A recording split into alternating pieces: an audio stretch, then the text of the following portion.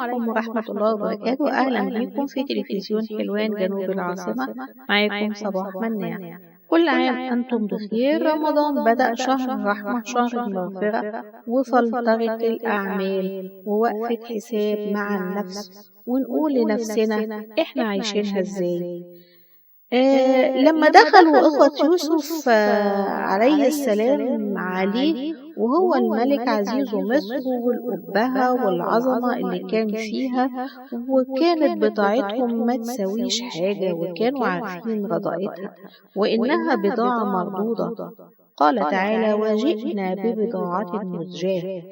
يعني هم كانوا متأكدين إن بضاعتهم دي رديئة جدا، فانكسفوا جدا إن هم يقدموها له، لكن برغم إن هي مش من مقامه ولا من هيئته، بس حسوا إن هو كريم، ولو اترجوه ولو اعتذروا له على كل إن هم ده اللي في إمكانهم إن هم يقدموه، وإن بضاعتهم أيوة وحشة، لكن هو ده اللي قدروا عليه يعملوه، وبأمل كبير منهم في إن هو يقبل البضاعة ديت، وعارفين إن هو كريم وكمان هيتصدق عليهم. فما كان من سيدنا يوسف إلا إنه قبل البضاعة وأخدها، وكمان وتصدق عليهم وفرحوا لهم. إيه الشاهد بقى في القصة ديت؟ إيه علاقة الموضوع دوت بالكلام اللي إحنا هنقوله؟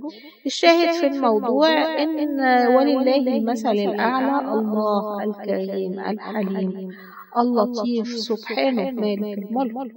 عايزين ندخل على ربنا سبحانه وتعالى في الشهر الكريم ده بنفس الإحساس ده، نقدم أعمالنا الرديئة القليلة إلى الله عز وجل، ونقول: يا ربي بضاعتي رديئة، بضاعتي مزجاة، وأنت الكريم، أرجو منك العفو والمغفرة والقبول. خلي رمضان دوت يفرق معاك السنة دي، ما تخليهوش يعدي زي كل سنة.